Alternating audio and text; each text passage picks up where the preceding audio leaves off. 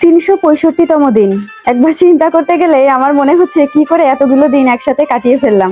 অর্থাৎ অনেকে হয়তো বা যুগ যুগ ধরেও একসাথে আছেন, কিন্তু আমাদের বিবাহিত জীবনের এটাই ছিল প্রথম অ্যানিভার্সারি, অর্থাৎ প্রথম বিবাহ বার্ষিকী, যার কারণে খুব খুব স্পেশাল ছিল।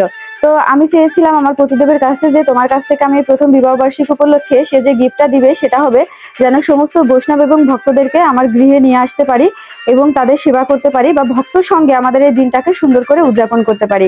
তো আমার পতিদেব আমাকে সেই উপহারটা দিয়েছে, এটার জন্য তার কাছে আমি কৃতজ্ঞ।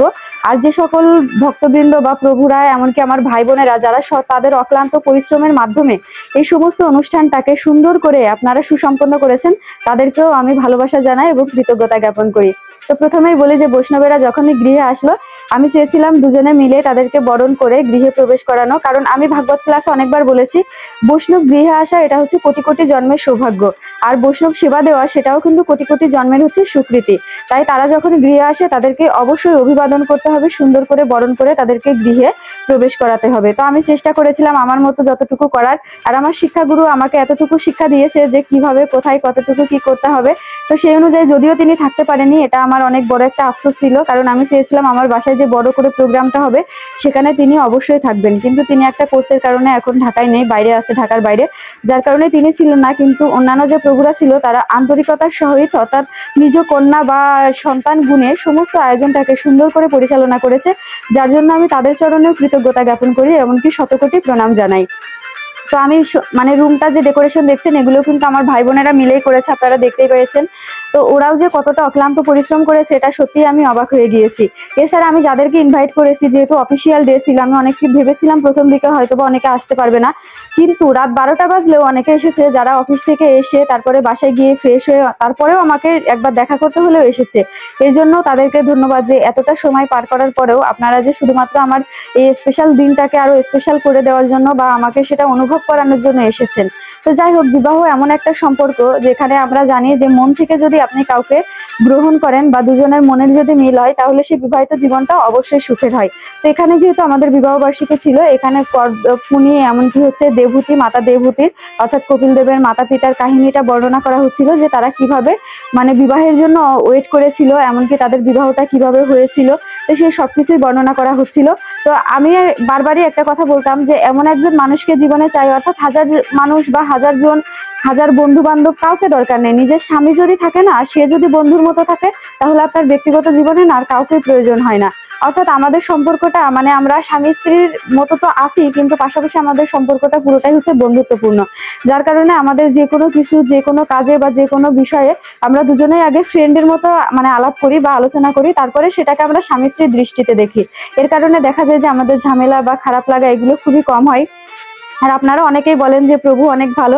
হ্যাঁ, সত্যি কথাই হয়তোবা অনেক সৌভাগ্য করে পেয়েছি, আর সেটা আমার কর্মফল। কারণ প্রত্যেকটা জায়গায় আছে লেখা যে আপনারা এই জন্মে যাকে স্ত্রী রূপে পেয়েছেন সেটা আপনার পূর্বজন্মের কর্মফল। এমনকি আমরা যে সন্তান পাই সেই সন্তানও কিন্তু আমাদের আগের জন্মের কর্মফল থাকে। তো সেরকম ভাবে স্বামী স্ত্রী প্রত্যেকেই একে অপরের কর্মফল। তাই আপনার স্বামী যদি খারাপ হয়, আপনি যদি ভালো হন, তাহলে ভেবে নিবেন যে আপনার আগের জন্মে অবশ্যই আপনি এমন কিছু করেছেন যার কারণে এরকম স্বামী পেয়েছেন। আবার স্ত্রী ভালো কিন্তু মানে স্বামী খারাপ, তাও সেক্ষেত্রেও ভেবে নেবেন যে আপনি এমন কোনো কর্ম করেছেন যার কারণে এরকমের স্বামী পেয়েছেন বা স্ত্রী পেয়েছেন। তো এই বিষয়টা ভাগবতে যারা পাঠ করেন বা আলোচনা করেন তারা প্রত্যেকেই জানেন। তো এখানে তার সাথেই আবার দ্বিতীয়বারের মতো মালা বদল করলাম। আসলে আমি চাই এরকম ভাবে যুগ যুগ ধরে যেন তার সাথে মালা বদল করতে পারি, তার মানে চরণ থেকে প্রণাম করে আশীর্বাদ গ্রহণ করতে পারি। আর আপনাদের এরকমের কৃপা আশীর্বাদ সহ যেন আমরা আমাদের এই বৈবাহিক জীবন বা আমাদের এই কৃষ্ণ ভাবনাময় সংসার জীবনটা সুন্দর করে পালন করতে পারি। তো এখানে প্রত্যেকে আমি একটা আশীর্বাদেরও ব্যবস্থা করেছিলাম, কারণ শুধু কেক কাটবে বা করবে এটা আমার পছন্দ না। যেহেতু আমাদের সনাতন কালচার অনুযায়ী কিন্তু ধান দুর্বা দিয়ে হচ্ছে আশীর্বাদ করাটাই মেন। তো আমি সেটাও ব্যবস্থা করেছিলাম, যেহেতু এখানে আমাদের বাবা মা দুজনের কারোরই কেউ নেই।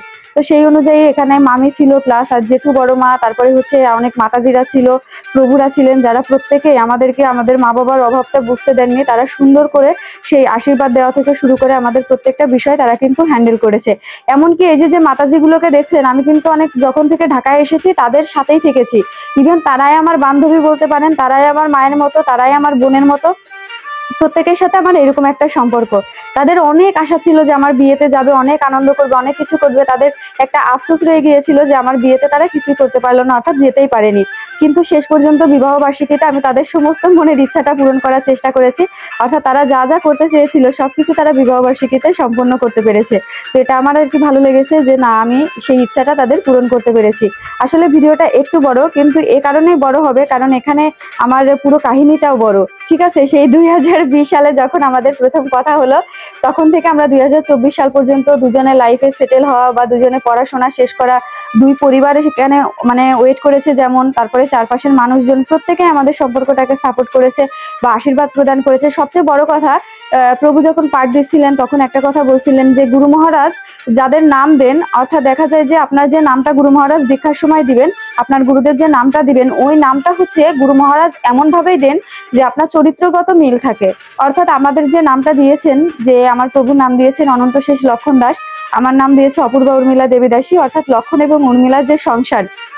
তো এটাই বলছিল যে এটা কিন্তু মানে একদম রামায়ণের অত্যন্ত মাহাত্ম্যপূর্ণ দুইটা চরিত্র, এমনকি তাদের সংসার জীবনও তাদের ভালোবাসা ঠিক কিন্তু ওইরকমই মাধুর্যপূর্ণ ছিল। তো সেই রকমই যেন তোমাদেরটা থাকে বা আমাদেরকে সেভাবে আশীর্বাদ করছিল। আর আমি বারবার ফিল করি যে আমার মানে পতিদেবের ভিতরে আমি লক্ষণ দেবের যে চরিত্র বৈশিষ্ট্যগুলো আছে আমি সেগুলো তার ভিতরে দেখতে পাই। আসলে গুরুদেব তো গুরুদেব অন্তর্যামী হন, উনি প্রত্যেকটা মানুষের মানে চারিত্রিক বৈশিষ্ট্য অনুযায়ী তার সেই নামগুলো দিয়ে থাকেন। তো সেই অনুযায়ী আমাদের যে নামটা দিয়েছে সেটাও কিন্তু এরকম ভাবে দিয়েছে। ইভেন এই যে মেয়েটাকে দেখতে পাচ্ছেন এ কিন্তু আমার বান্ধবী, অর্থাৎ বয়সে ছোট হলেও সে আমাকে বান্ধবী বলে। আর সে মিরপুর থেকে, অর্থাৎ সে আসবে আমার বিয়ে খেতে, তার কাছে এটা হচ্ছে বিয়ের অনুষ্ঠান, সে বিয়ে খেতে এসেছে। পাশাপাশি হচ্ছে এই মাতাজি আমাদের ফ্ল্যাটেই থাকে তারা, কিন্তু আমাকে এতটা ভালোবাসে, মানে একটা মানুষ যে একটা মানুষকে কতটা ভালোবাসতে পারে তা তাদেরকে না দেখলে আমি বুঝতেই পারতাম না। তিনি, তার ছেলে মেয়ে, তারপরে বৌমা, তারপরে আঙ্কেল আন্টি, মানে প্রত্যেকে একদম এসে আনন্দ সহকারে পুরো অনুষ্ঠানটা দেখেছে। তারপরে মামি এতটা অসুস্থ তারপরেও এতটা দূর থেকে এসে সমস্ত আয়োজনে অংশগ্রহণ করেছে, আনন্দ করেছে। মানে কি বলবো, প্রত্যেকেই। ইভেন আমার জেঠু বড় মা তাদেরও শরীর অনেকটা অসুস্থ, প্লাস এসে আমার জেঠু হচ্ছে একজন ভাই মারা গিয়েছে, তারপরেও তিনি এসেছেন। এই যে কৃতজ্ঞতা প্রকাশ করছি এ কারণেই, কারণ দেখেন একটা অনুষ্ঠান কিন্তু আমরা চাইলে টাকা পয়সা দিয়ে হয়তো বা আয়োজন করতে পারি, কিন্তু সেই অনুষ্ঠানটাতে মানুষ উপস্থিত হওয়া এবং আশীর্বাদ করা আর আপনার বাড়িতে একবেলা প্রসাদ পাওয়া, এটা কিন্তু অনেক সৌভাগ্যের ব্যাপার। কারণ টাকা পয়সা থাকলেই যে আপনি মানুষকে খাওয়াতে পারবেন বা মানুষ আপনার বাড়িতে আসবে বিষয়টা এরকম না। ঠিক আছে, টাকা পয়সা থাকলেই সবকিছু হয় না।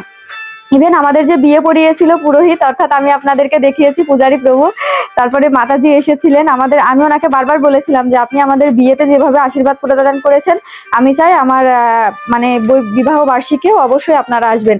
আর মানে পুরো বাসাটা না এমন হয়ে গেছিল, মনে হচ্ছে বিয়ে বাড়ি যেরকম হয় না ওইরকম একটা আনন্দ আয়োজন ছিল। সবকিছু মিলিয়ে মানে আমার এত ভালো লেগেছে, কি বলবো, আমার কাছে স্বপ্নের মতো একটা দিন ছিল।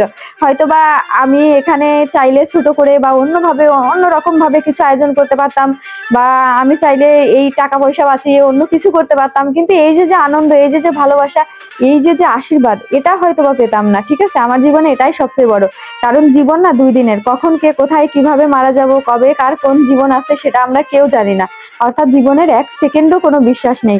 তো আমাদের জন্য হারাধন প্রভু উনিও অনেক কষ্ট করেছেন। তো হারাধন প্রভু তখন আমাদের জন্য প্রার্থনা করছিলেন যে তাদের মঙ্গল কামনায় সকলে যখন চলে গিয়েছে, অর্থাৎ আর কিছু সংখ্যক ভক্ত ছিল যারা সার্ভিস করার পরে প্রসাদ পেয়েছিল। আমরা খেতে খেতে প্রায় রাত 1টা-2টা বেজে গেছিল, কারণ তারপরেও ভক্ত এসেছিল 12টা বাজে 1টা বাজে অনেকে এসেছিল, কারণ অফিস থেকে আসতে তাদের দেরি হয়ে গেছে। তো তারা তারপরে এসেছে, তাদের সাথে প্রসাদ খাইয়ে তারপরে আমরা পেয়েছি। সবচেয়ে আমার আনন্দ লেগেছে একটা বিষয়, একজন প্রভু উনি বলছেন যে আমি আপনার বাসায় প্রসাদ দিতে দেরি হচ্ছিল বলে আমি মন্দিরে চলে গিয়েছিলাম, গিয়ে আমি ড্রেস আপ খুলে ফ্রেশ হয়ে শুয়ে পড়েছিলাম।